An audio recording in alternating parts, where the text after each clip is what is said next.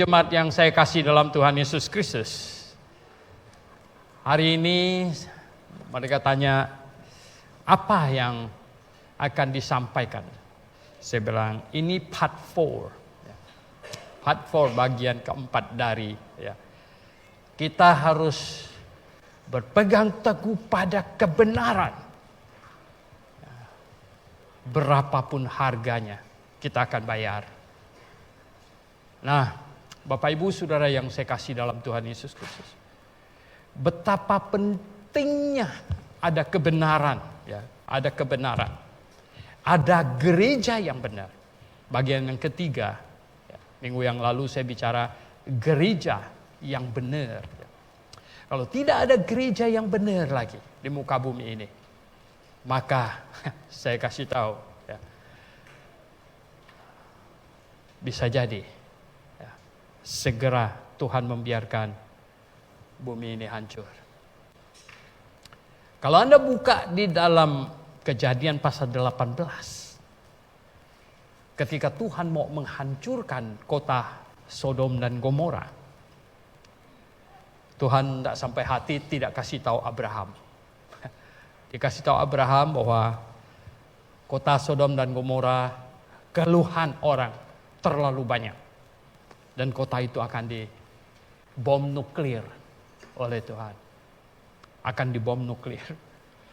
Dan Abraham pada waktu itu ketika dikasih tahu begitu, menurut Anda pikirannya pertama apa? Walah, ponakan saya di situ.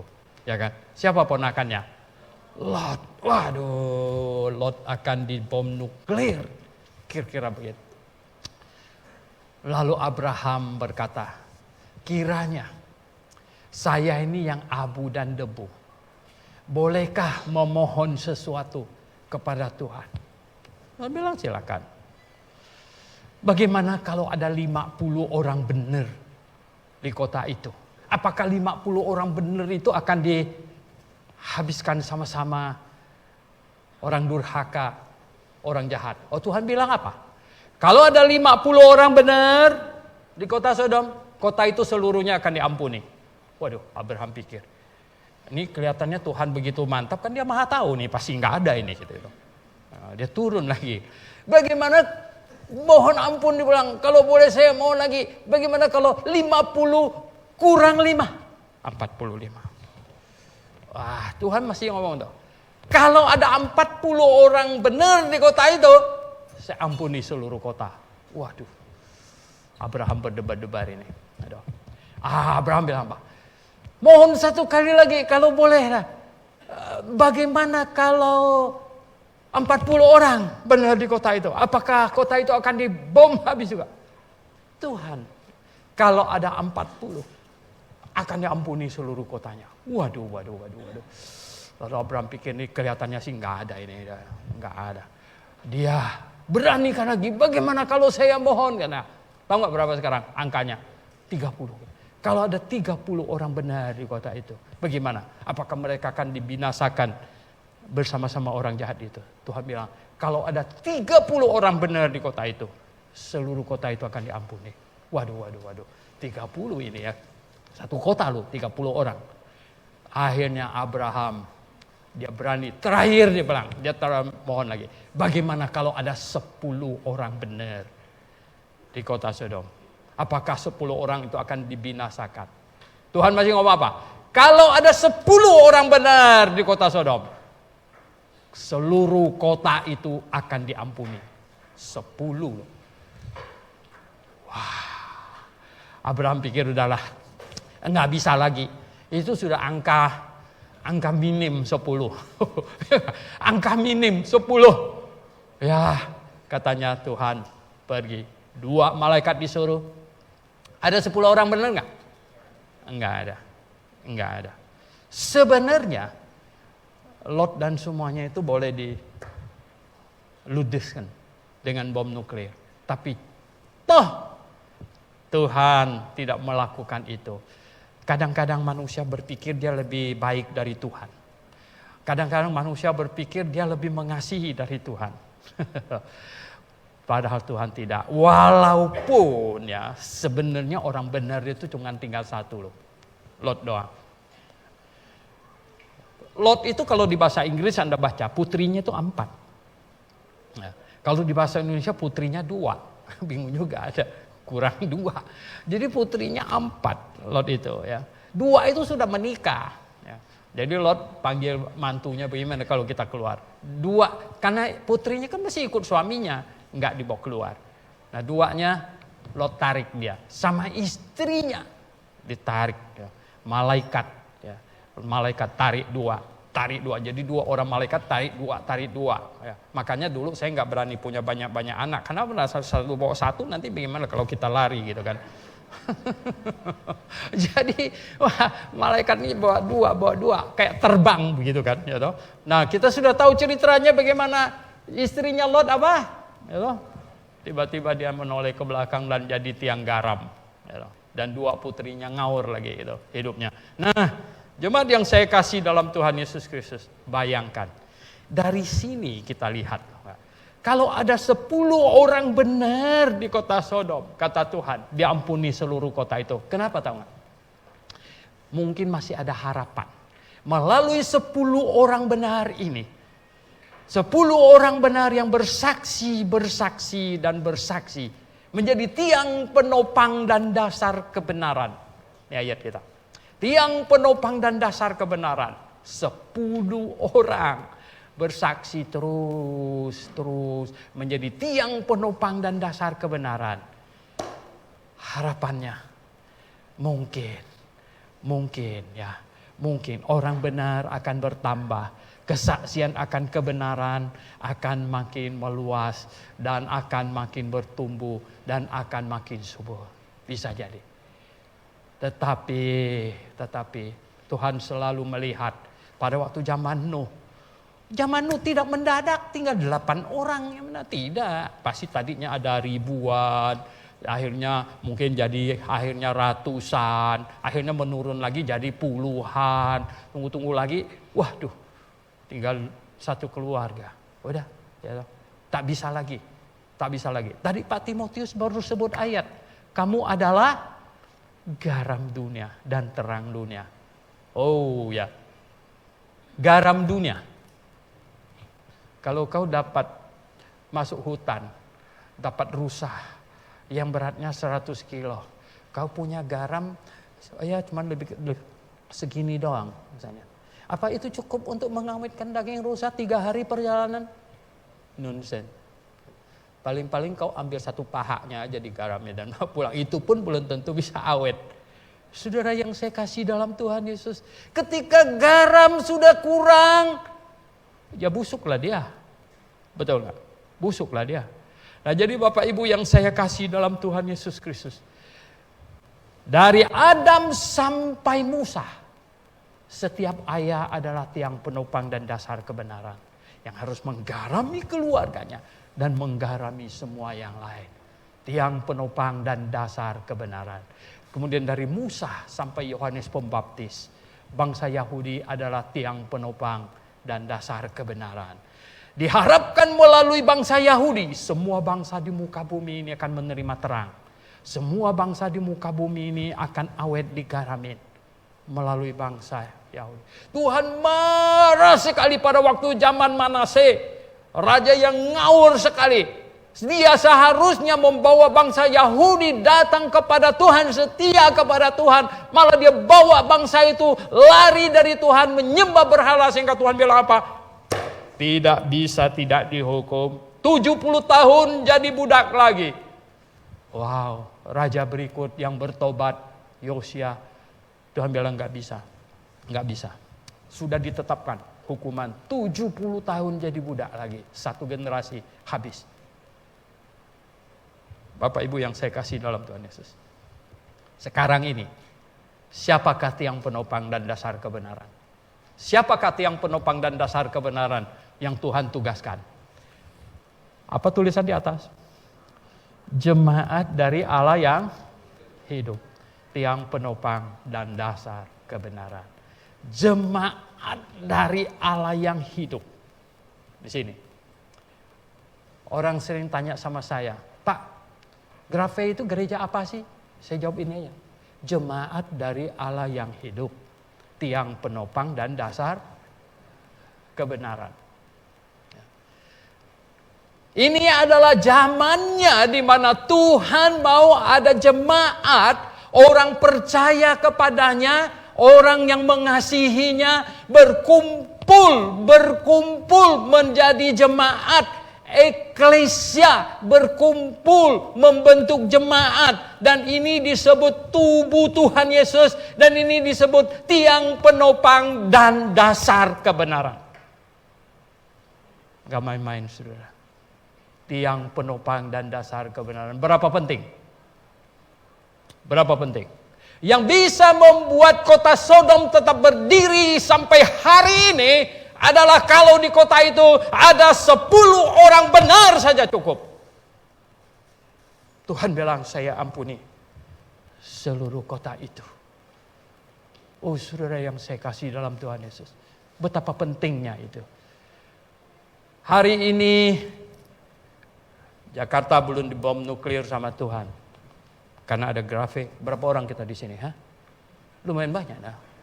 Saudara yang saya kasih dalam Tuhan. Dunia masih Tuhan biarkan tetap berlangsung. Adalah karena masih ada orang benar yang hidup di dalamnya.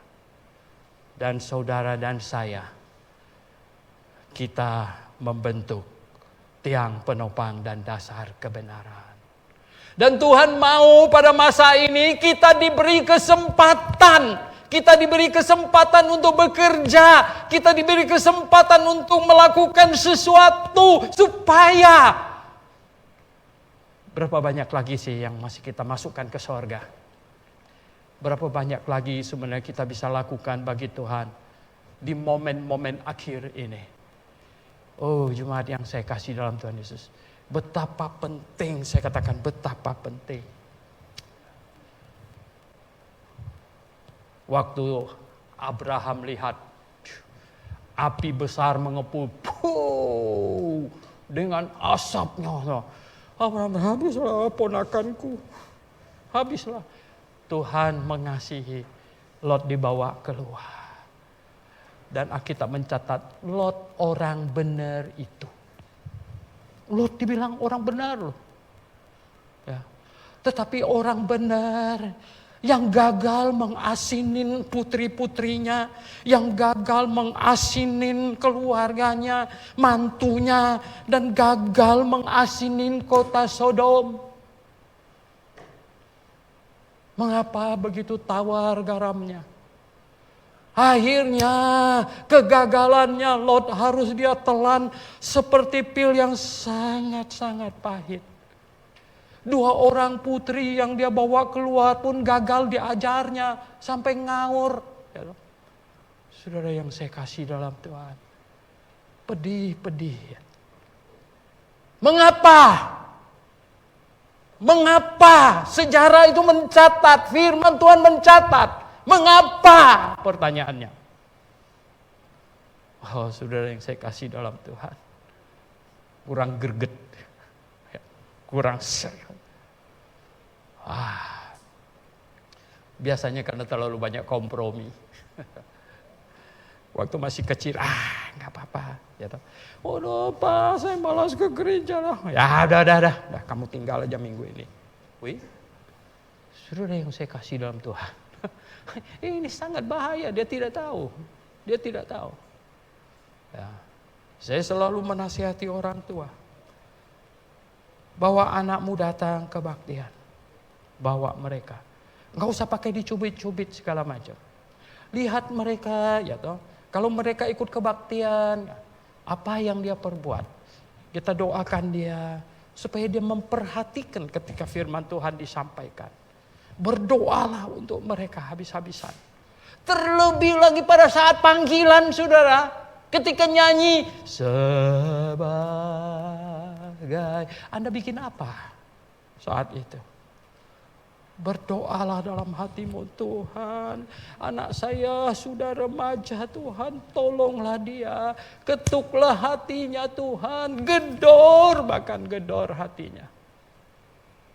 Saudara yang saya kasih dalam Tuhan Yesus, supaya kita jangan seperti Lot.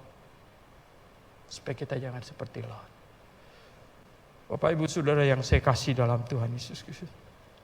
Kalau di dunia ini tidak ada gereja yang benar, tidak ada tiang penopang dan dasar kebenaran. Oh, betapa kasihannya penduduk dunia ini. Karena tidak tahu lagi mau pergi kemana, mau cari kebenaran di mana. Oh, Bapak Ibu yang saya kasih dalam Tuhan Yesus. Diperlukan gereja yang benar, saudara. Alkitab mencatat. Injil Matius pasal 7 dari ayat 21 dan seterusnya. Ada orang yang berseru-seru, Tuhan, Tuhan, Tuhan.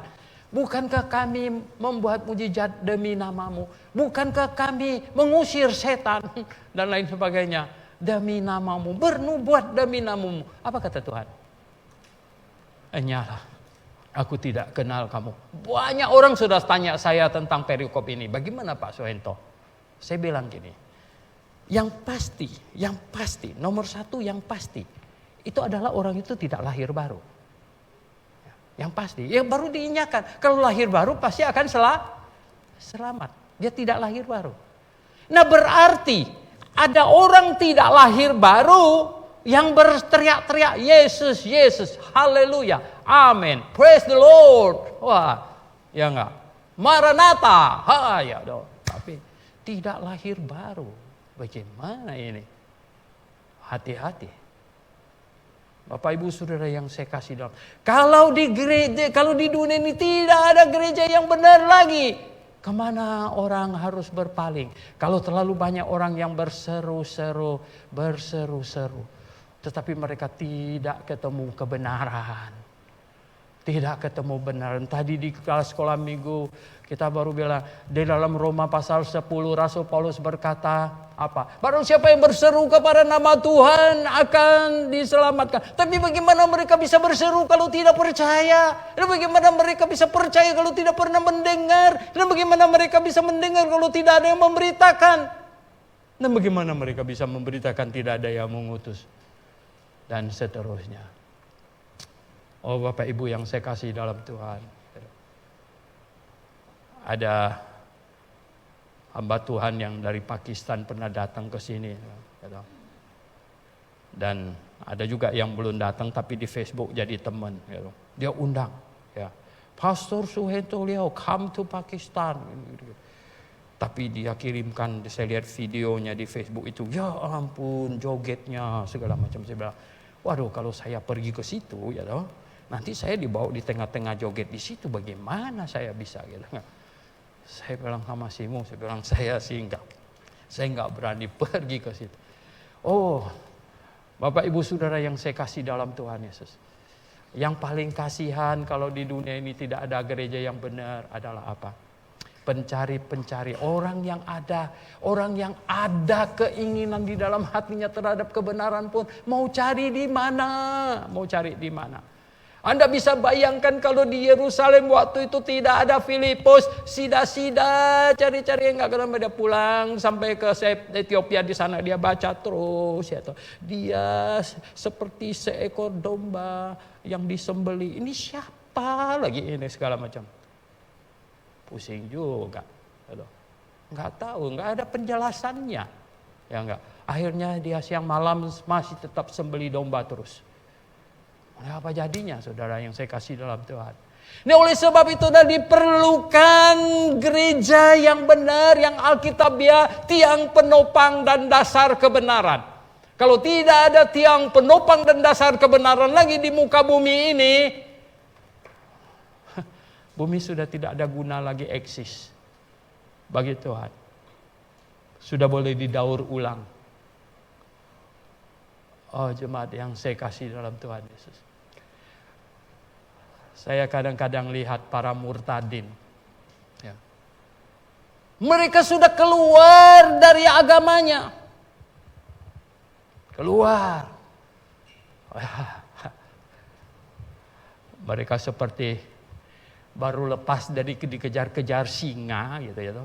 Tiba-tiba jatuh ke jurang, ada buaya di situ. Aduh, matilah sekarang. Mana lebih galak, singa apa buaya? Saudara yang saya kasih dalam Tuhan Yesus.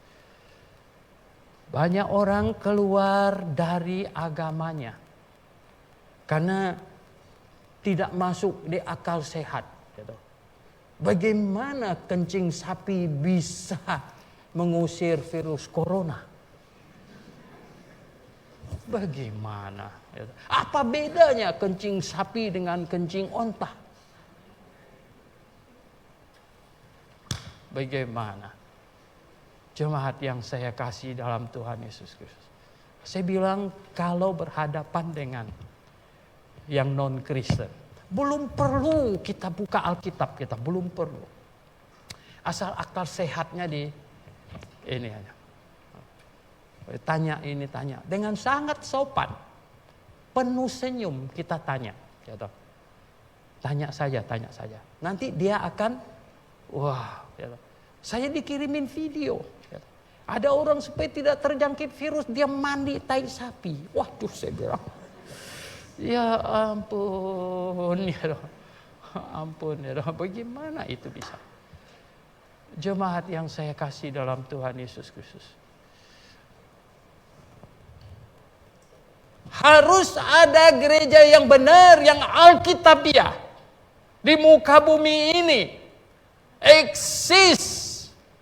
Supaya apa? Manusia di muka bumi yang dalam kegelapan akan melihat terang. Dan kita memancarkan terang.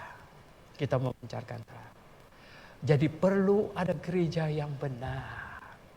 Supaya kota Sodom, tanda petik, ya, tetap eksis.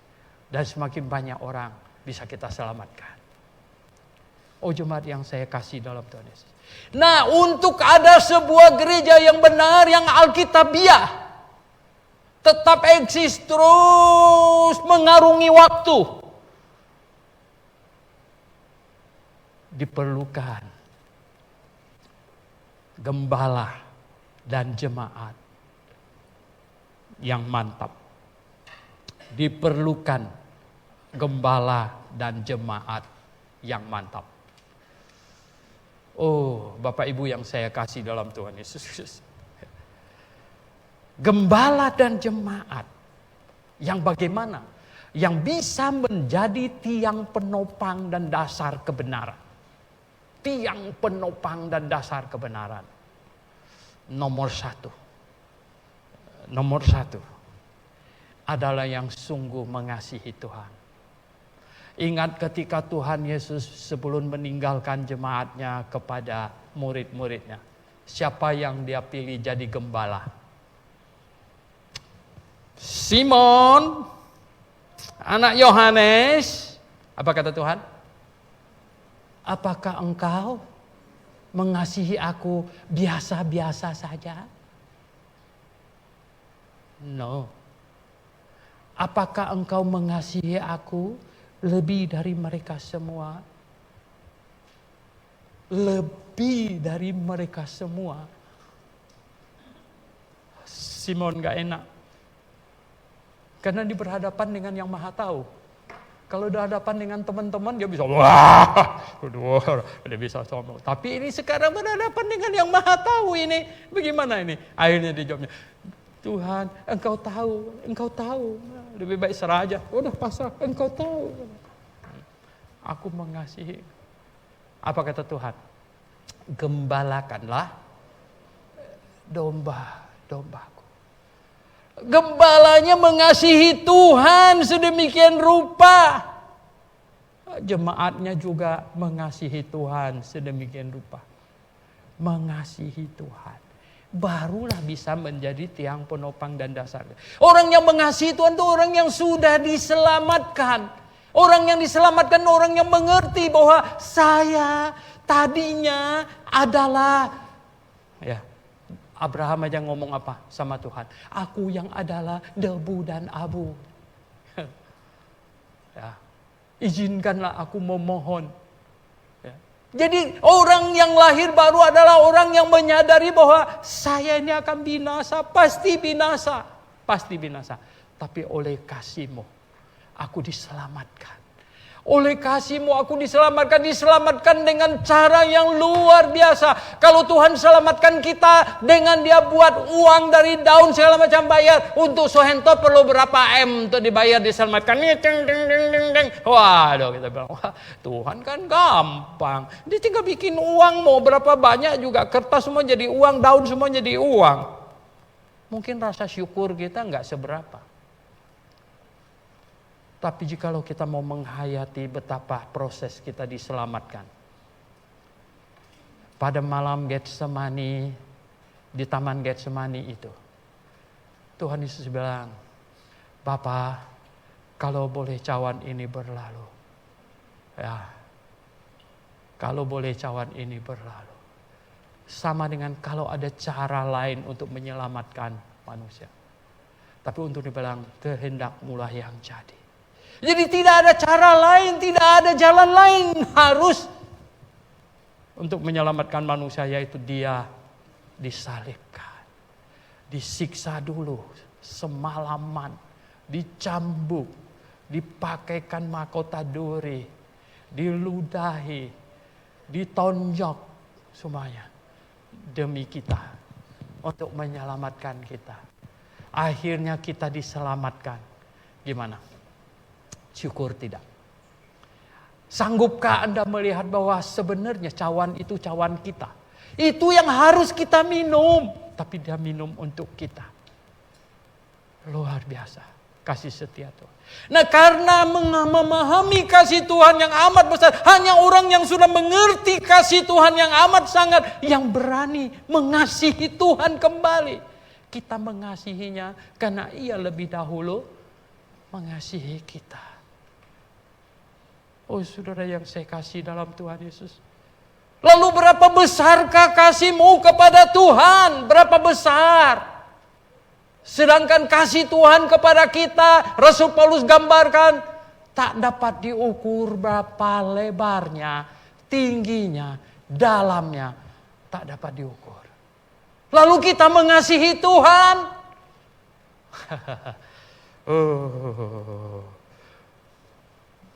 Lebih dari 200 kali saya seminar. Baru 1 kali saya seminar di kota Tebas. Pak Timotius hadir di situ, Diaken Timotius. Ada 1 orang majelis gereja bangkit berdiri berkata, Pak Suhento, kalau Yesus mati bagiku, itu kita terima. Saya bilang, tapi kalau kita hidup bagi Yesus, ini saya belum bisa terima. Baru saya lihat mukanya. Ini orang majelis lagi. Dia terima, dia syukurin Yesus mati baginya. Tapi dia tidak mau hidup bagi Yesus. Oh, enggak fair. Enggak fair, ya enggak. Coba kalau Anda ketemu satu perempuan yang bilang, kau cinta saya, oke. Gue cinta balik kamu, no. Wih. Ya enggak? Yang macam begini. Ini aneh nih gitu. Tapi ini ada. Gitu. Jemaat yang saya kasih dalam Tuhan. Yesus telah mati bagiku. Dan sekarang aku hidup baginya. Mengasihi Tuhan. Anda diselamatkan.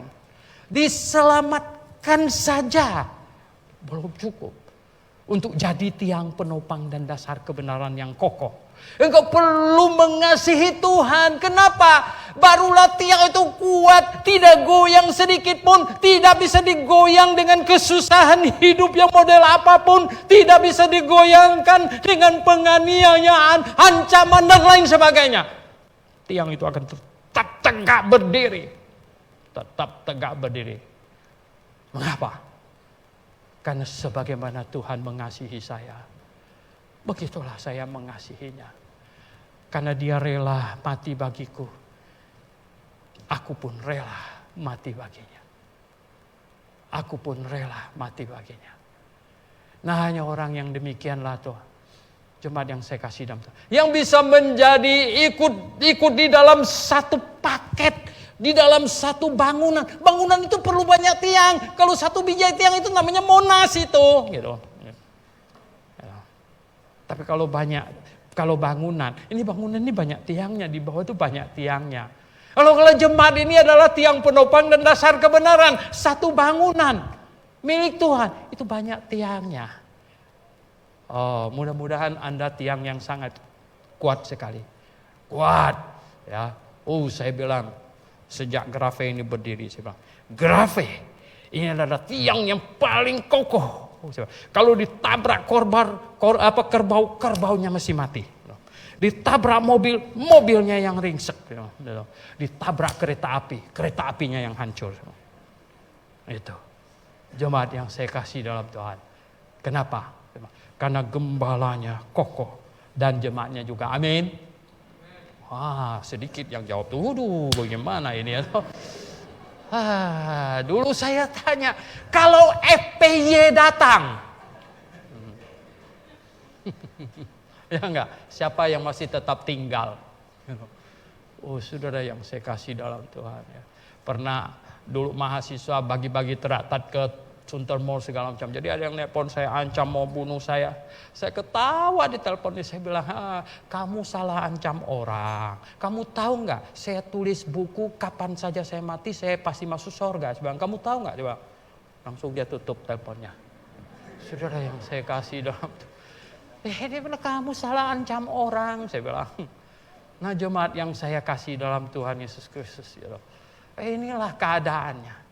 Nah gereja ini jemaat akan kokoh kuat kalau ya, gembalanya mantap dan juga jemaatnya. Kalau cuma gembalanya nanti tinggal seorang bagaimana? Ya, dulu saya sering kali tanya mahasiswa, saya tantang mahasiswa waktu Grafe masih satu aja gitu sini. Saya bilang begini, kalau tiba-tiba kamu jadi tukang parkir, saya bilang. Kemudian gempa bumi, kami semua sini mati, tinggal kau sendiri yang hidup nih, kau satu-satunya sekarang yang ngerti kebenaran. Gimana? Apa kau bangun kembali jemaat yang Alkitabiah? Sekarang pandemi, katakanlah gembala semua GBI mati kena COVID kayak Firman gitu. Ya kan? Segala macam. Tinggal kau yang hidup. Gitu. Berarti Tuhan percayakan tanggung jawab itu ke dalam tangan. Ke atas bahumu. Apa yang kau buat? Apa yang kau buat? Ini penting, saudara. Penting untuk direnungkan. Apakah kau layak untuk menjadi tiang yang kokoh dalam jemaat Tuhan yang disebut tiang penopang dan dasar kebenaran? Mengasihi Tuhan. Yang pertama. Yang kedua, apa tuh? Harus mengerti kebenaran. Kenapa? Kamu kan tiang kebenaran. Dasar kebenaran. Emangnya tiang apa? Tiang kebenaran. Tiang kebenaran. Jadi tiang kebenaran harus mengerti kebenaran. Kalau tidak mengerti kebenaran, kamu tiang apa? Orang tanya ini, tanya itu, tanya ini, tanya itu, enggak bisa jelaskan. Kamu tiang apa? Ya kan? Wah, tiang lapuk yang kemakan rayap. Tak bisa. Saudara yang saya kasih nama, kita tiang kebenaran. Anda harus mengerti kebenaran. Ini dasar kebenaran. Harus mengerti kebenaran. Jemaat yang saya kasih dalam Tuhan Yesus. Saya kalau melihat jemaat Grafe lagi berargumentasi, ya, debat di grup, hati saya senang sekali ya. Bahkan sekarang ini aja itu ya, alumni Grafe, wah mereka bikin Zoom ya, lawan Advent, lawan apa, lawan ini segala macam. Saya, waduh lihat ini ya. Inilah tiang kebenaran. Kalau Anda tidak mengerti apa-apa, apa yang Anda jadi, Anda menopang apa? Tidak ada kebenaran. Nah itulah sebabnya pendidikan terdahsyat sebenarnya sepanjang sejarah gereja Grafe. Berapa ratus kali kita bikin seminar. Blok kelas 1 minggu. Wow, 1 minggu. Saya udah mulai pencet-pencet di sini, tahu nggak? Untuk latihan sedikit karena bakalan berdiri 1 minggu ini. 1 minggu. Saudara yang saya kasih dalam Tuhan Yesus. Ya. Supaya apa? Anda mengerti. Sebenarnya utamanya itu adalah jemaat Grape. Anda mengerti. Ditanya orang bisa jawab. Di dalam 1 Petrus pasal 3 ayat 15. Kita harus dengan lemah lembut mempertanggungjawabkan iman kita.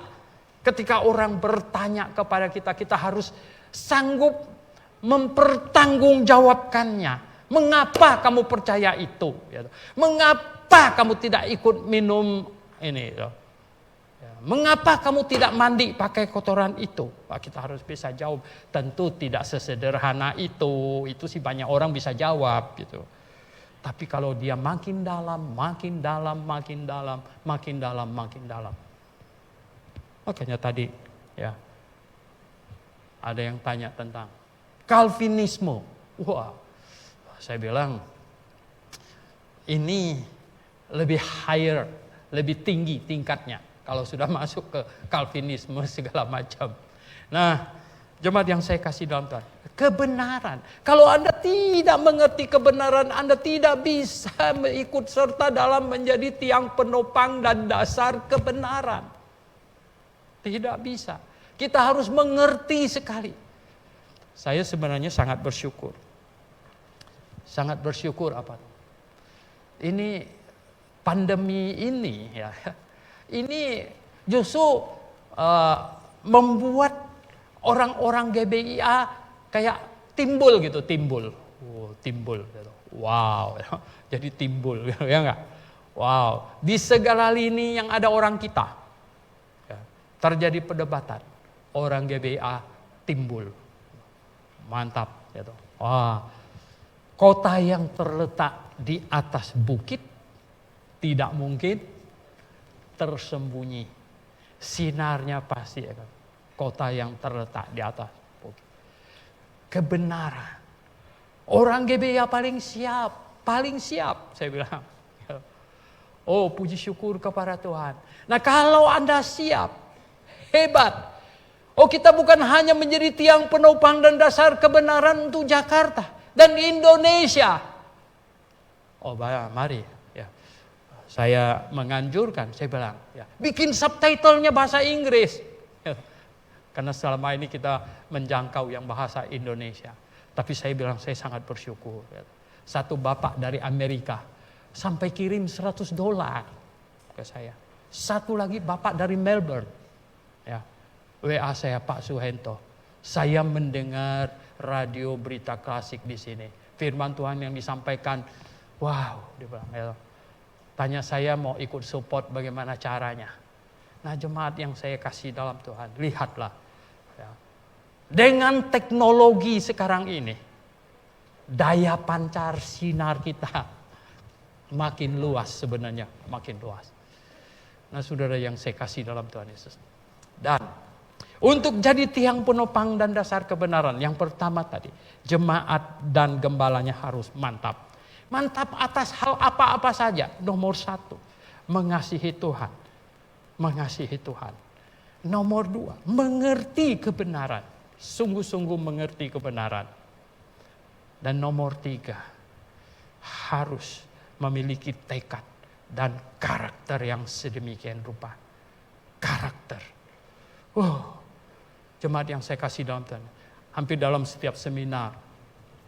Pada waktu Tuhan janji, saya katakan begini, pada waktu Tuhan janji sama Abraham bahwa keturunannya nanti, ya toh, keturunan Abraham nanti itu akan dibawa, katanya, akan di keturunan yang keempat nanti, yang akan menjadi sebuah bangsa yang tiang penopang dan dasar kebenaran. Tahu tidak? Lalu dibawa ke Mesir, kemudian jadi budak 400 tahun. Banyak orang tanya saya, Pak Suhento, kenapa programnya kok jadi budak dulu ya? Saya bilang, itu untuk pembentukan karakter supaya jadi keras kepala. Wah, mereka tambah kok jadi keras kepala? Ini keras kepala kan tidak bagus, Pak. Saya bilang, keras kepala itu kakak adik dari pendirian Teguh. Ya. Kenapa? Kalau negatif dibilang apa? Keras kepala. Tapi kalau positif dibilang apa? Pendirian Teguh. Untuk menjaga sesuatu, untuk memegang sesuatu kuat, konsisten, perlu nggak orang yang berpendirian teguh? Yang lembek, yang cuma ditoel-toel sedikit sudah kompromi ikut begitu. Oh, ini nggak layak. Tapi yang keras kepala, itu pendirian teguh. Maka orang Yahudi digojlok dulu. Tuhan, pelatihnya tuh Firaun, luar biasa ya. Firaun dijadikan Tuhan sebagai pelatih. Akhirnya jadi marah, keras kepala sekali. Karena mereka rupanya dikasih tugas 1500 tahun menjaga ibadah simbolik, ritualistik, jasmania. 1500 tahun. Sayang, ya, keras kepala tapi banyak yang nggak mikir. Gitu. Ini yang pusing. Jadi Bapak Ibu Saudara yang saya kasih dalam Tuhan, tahu tidak? Bahwa selain mengasihi Tuhan, selain memiliki pengertian, pemahaman, doktrin yang benar, diperlukan orang yang memiliki tekad, karakter. Apapun yang terjadi, biar tinggal aku sendiri. Nah, tidak. Aku tetap pada kebenaran. Nah, orang-orang macam begini ini adalah orang-orang yang Tuhan cari. Orang-orang yang Tuhan cari. Saudara yang saya kasih dalam Tuhan Yesus, mengerti kebenaran dan tidak gampang berkompromi. Karena dunia mengajak berkompromi biasanya atas 3 hal. Jasmani, materi, duniawi. 3 inilah. 3 ini. Nah, kalau bisa menghindar dari 3 ini, pegang kebenaran sekuat-kuatnya. Mantap. Bapak Ibu yang saya kasih dalam Tuhan Yesus. Untuk mendapatkan orang yang demikian, supaya menghasilkan jemaat yang demikian, tahu tidak? Peran siapa sangat besar? Peran siapa sangat besar? Hari ini, hari ibu. Hari ini, hari ibu. Wow, hari ini membuat saya mengenang nenek saya, mamanya Bu Ros. Mama saya, istri saya, adik-adik perempuan saya, mantu saya. Saudara yang saya kasih dalam Tuhan, diperlukan ibu yang sedemikian rupa, yang kuat mentalnya, tahu kebenaran, tidak gampang dipengaruhi dan mengasihi Tuhan sedemikian rupa. Barulah kemudian menghasilkan generasi berikut yang hebat. Oh, khotbah ini akan kepanjangan jikalau saya menyinggung banyak wanita yang hebat-hebat. Dan kebanyakan mereka malah tidak disebutkan namanya. Tapi nanti di sorga mereka akan menerima hadiah tidak kalah dari suaminya. Istri misioneri Brackner dari Inggris datang ke Semarang 1816. Ketika Brackner berhasil mempelajari bahasa Jawa yang begitu rumit, yang Cokonoro gitu. Itu. Dia menerjemahkan Alkitab ke bahasa Jawa. Belanda nggak kasih dia cetak di sini. Kemudian dia berangkat ke India. Di situ ada percetakannya William Carey. Berapa lama tahu nggak? 6 tahun nggak pulang. Nggak ada WA masuk. Nggak ada email. Apa juga nggak ada. Kalau kau jadi istrinya bagaimana? 6 tahun. Ya, kirim surat setengah tahun baru bisa nyampe. Ya. Karena zaman itu kapalnya pelan, tunggu ada angin baru jalan. Saudara yang saya kasih dalam, istrinya tunggu 6 tahun. Saudara yang saya kasih dalam, hebat nggak?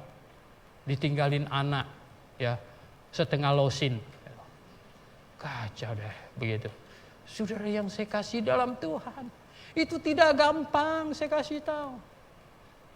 William Carey punya istri, sampai sejarawan menulis, sesungguhnya dia itu mati kelaparan, bukan mati karena sakit. Karena support misi hampir tidak ada, pertentangan antara misi itu baik atau tidak baik, sehingga duit tidak ada. Irit makannya. Kadang-kadang ibu sedemikian rupa, kasih anak-anak makan dulu, dia sendirinya tahan. Oleh sebab itu sejarawan menulis, sesungguhnya dia itu mati kelaparan. Luar biasa. Ann Judson, Adoniram Judson punya istri. Luar biasa. Pernah suaminya mau pergi penginjilan ke satu lokasi, ditangkap. Ya. Waktu itu lagi perang kemerdekaan Myanmar, Burma. Dia dikira mata-mata, dimasukin penjara, istrinya enggak tahu. Kenapa suaminya enggak pulang-pulang? Bukan 1-2 bulan, tahunan. Saudara yang saya kasih dalam Tuhan. Oh, saya bilang kalau saya lihat mereka itu, kalau saya baca riwayat hidup mereka, oh ini istri-istri demikian ini yang begitu kuat, begitu hebat. Ibunya Adoniram Judson sendiri. Dia punya suami juga hamba Tuhan. Zaman itu hamba Tuhan pergi berkhotbah, bukan pergi pagi pulang sore. Bisa berbulan-bulan karena naik kuda. Oh saudara, enggak tahu udah dihabisin sama penjahat di jalan atau masih hidup, enggak tahu saudara. Dan istri zaman itu, istri hamba Tuhan, ya, itu harus sambil mengolah ladangnya, tanam gandum supaya anak-anak bisa hidup semuanya. Oh, urus anak yang waktu itu belum ada KB. Anda bisa bayangkan, nggak pakai pembantu, masih bawa mereka untuk pergi ke ladang lagi, kayak atur militer mereka semuanya. Oh saudara yang saya kasih dalam Tuhan, membayangkan hidup mereka, hati saya Tuhan, ya dong. Nah orang-orang demikian inilah saudara, yang luar biasa. Mereka ini tiang penopang dan dasar kebenaran yang luar biasa. Saya mau membacakan kepada Anda,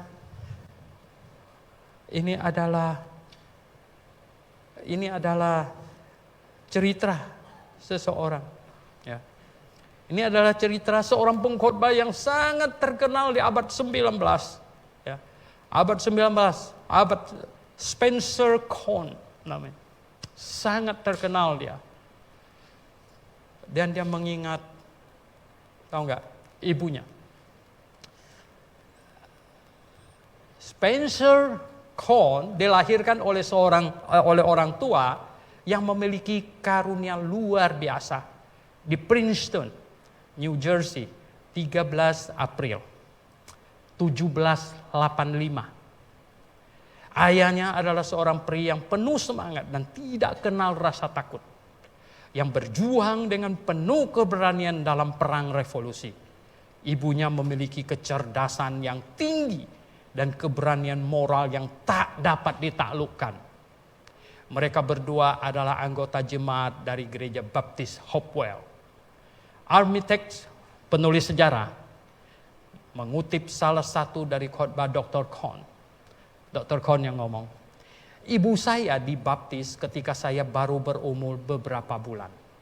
Dan segera setelah pembaptisannya, ketika saya sedang tertidur di pangkuannya, ia berdoa amat khusyuk untuk anaknya dan yakin bahwa ia telah menerima jawabannya dengan kepastian bahwa anaknya akan hidup untuk memberitakan Injil Kristus.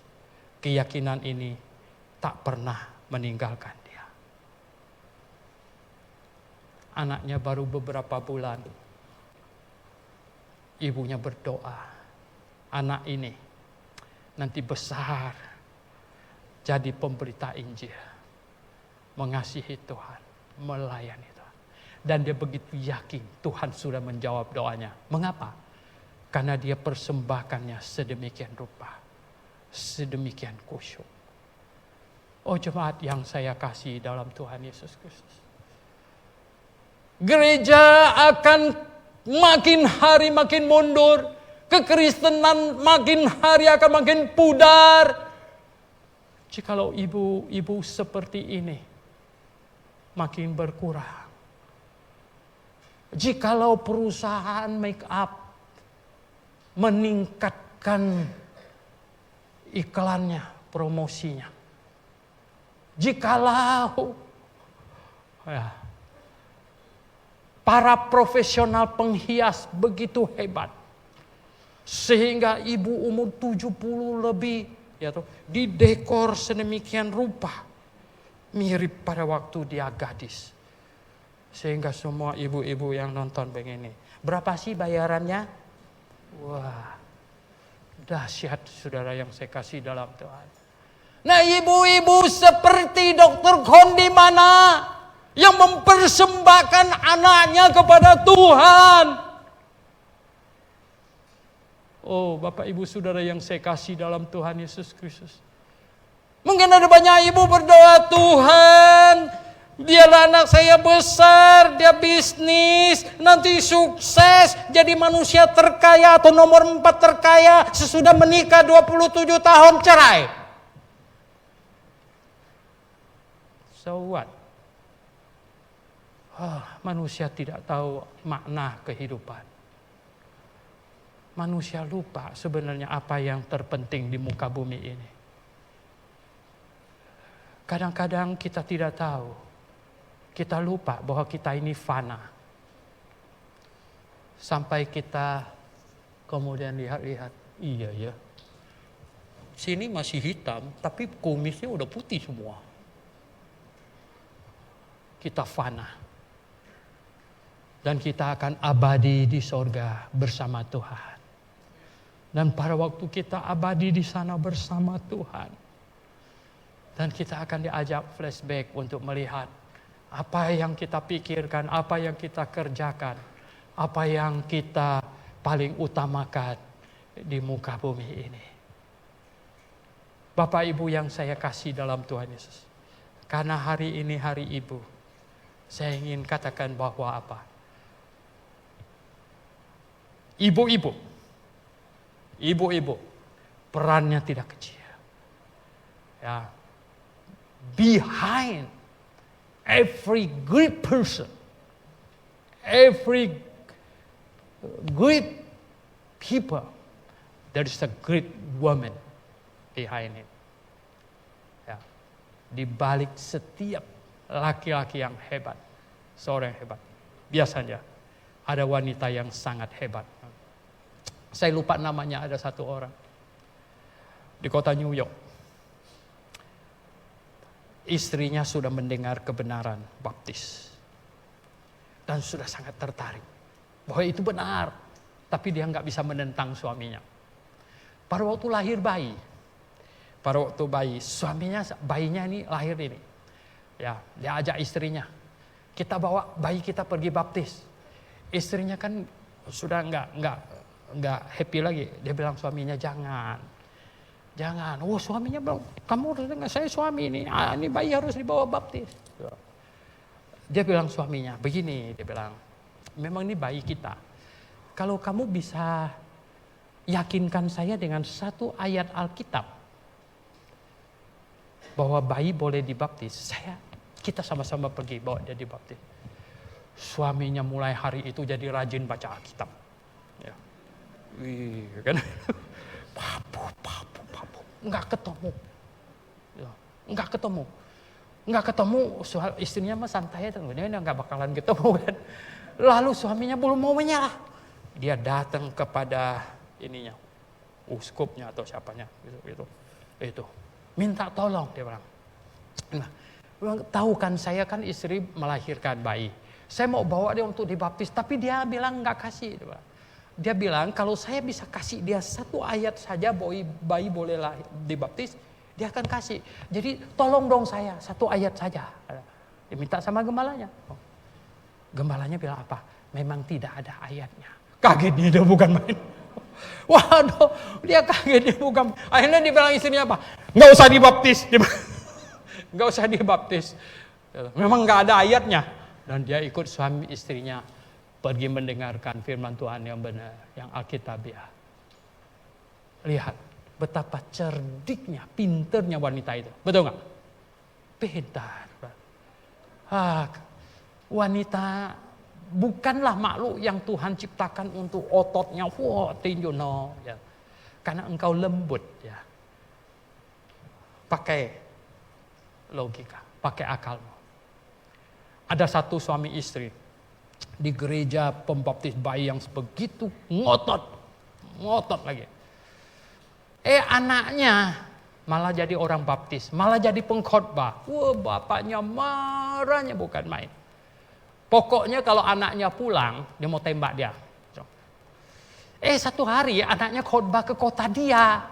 Wow, tahu nggak, dia udah siapin peluru. Istrinya bilang apa sama dia? Istrinya bilang, kamu kan orang paling gentleman. Burung saja kamu tidak tembak dia sebelum kamu kasih dia kesempatan terbang dulu. Nah sekarang anak kamu, masa kau pergi ke sana langsung tembak dia? Sekarang kau taruh dulu senjata kamu pergi dengar dia khotbah satu kali. Nah kalau tidak bagus dia salah, nah pulang ambil senjata tembak dia. Oke, dia dengar omongan istrinya. Jadi anaknya bikin KKR di kotanya, dia datang. Dengar anaknya khotbah sedemikian rupa. Tahu nggak? Pulang nggak dia ambil senjata? Tidak. Dia salah satu yang maju berlutut, air mata berlinang-linang. Ya. Berkat seorang istri yang sangat hikmat, sangat bijak. Ya, luar biasa. Bapak Ibu yang saya kasih dalam Tuhan Yesus Kristus. Saya bilang saya ada banyak sekali cerita yang hebat-hebat. Yang hebat-hebat. Ya. Dan kita tidak ada cukup waktu untuk menceritakan itu. Yang saya mau wanita Kristen, Alkitabiah, hari ini hari Ibu. Tuhan membuatkan kita akal budi. Anda tidak diproyeksikan untuk memakai otot. Tetapi jadilah bijak. Dan selalu berdoa kepada Tuhan. Supaya Tuhan tambahkan hikmat, tambahkan hikmat, tambahkan hikmat. Ada banyak kasus. Kalau laki-laki yang menginjil, waduh, galak amat. Kayaknya mau perang. Gitu. Ya tuh, marah, emosi. Wah. Tapi kalau wanita yang datang, ya dengan caranya yang agak lemah lembut gitu. Ya, pepatah orang Tionghoa bilang, tinju tidak pernah akan dipukulkan kepada wajah yang tersenyum. Ya. Nah ini, ya, maka suasananya akan berbeda. Bapak Ibu yang saya kasih dalam Tuhan, khususnya ibu-ibu, sebenarnya Anda memiliki potensi untuk melayani Tuhan yang sangat luar biasa. Bahkan Anda memiliki potensi untuk mengubah dunia ini. Jangan berpikir, cuman beberapa. Nah, mulai dari kamu. Mulai dari kamu. Ibu yang terhebat adalah ibu yang mengasihi Tuhan. Mengasihi Tuhan sedemikian rupa. Dan jikalau orang mengasihi seseorang, apa tanda kasihnya? Dia berani mati bagi orang itu. Dia berani mati bagi orang itu. Betul nggak? Kalau kamu jalan sama pacar kamu, ya toh, tiba-tiba ada orang jahat, dia lari duluan, jangan mau lagi. Gitu. Betul nggak? Tapi dia yang berani maju ke depan. Ya toh. Sebelum saya mati, kau tak mungkin sentuh dia. Yang macam begini, saudara. Ya toh. Kau mesti sayang dia habis-habisan. Karena ya, dia berani mati bagimu. Yang kedua, dia berani kasih, ya, bahkan sesuatu yang paling mahal yang dia miliki. Bagi seorang ibu, apa yang lebih mahal dari anaknya? Ada? Semua binatang pun sayang anaknya. Adakah yang lebih mahal dari anaknya? Oleh sebab itu, tadi Dr. Kohn punya ibu. Ketika bayi ada di pangkuannya, dia berdoa, Tuhan, ini aku persembahkan kepadamu. Pemberian kepada Tuhan yang terhebat, terdahsyat adalah anaknya diberikan untuk melayani Tuhan. Tidak ada lagi yang lebih dari itu. Dan ibu-ibu harus mengerti. Itu bisa terjadi. Itu bisa terjadi. Kalau dibarengi sebuah kehidupan yang mengasihi Tuhan. Yang dilihat oleh anak-anak sepanjang waktu. Bahwa ibunya konsisten. Konsisten mengasihi Tuhan. Bukan kadang emosi-emosian gitu. No. Tapi ibunya konsisten mengasihi Tuhan sedemikian rupa.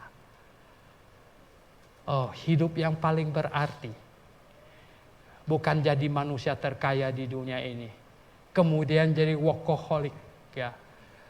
Kemudian sudah menikah 2-30 tahun, ngawur, lalu bercerai dengan konsep masing-masing. Itu masih belum final, ya. Nanti akan turun ke neraka. Sangat tidak berarti. Oleh sebab itu, saya katakan, berikanlah kepada anak kita hidup yang paling bermakna, yang paling indah, yang paling ya, kekal selama-lamanya, bukan yang sementara. Kita berdoa.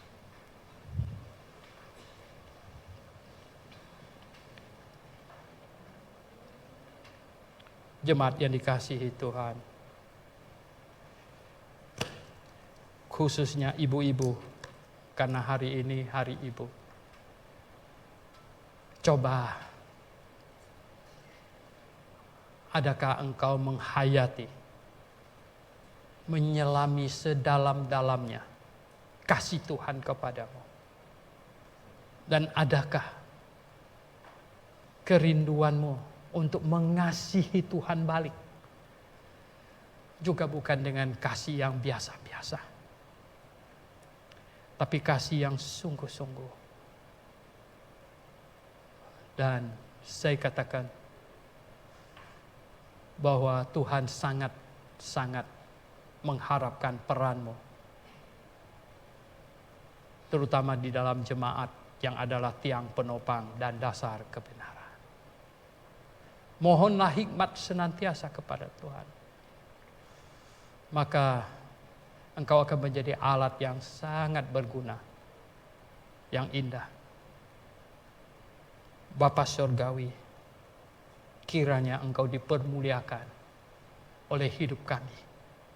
Dan khususnya oleh kehidupan ibu-ibu yang percaya kepadamu, yang mengasihimu di jemaatmu ini Tuhan.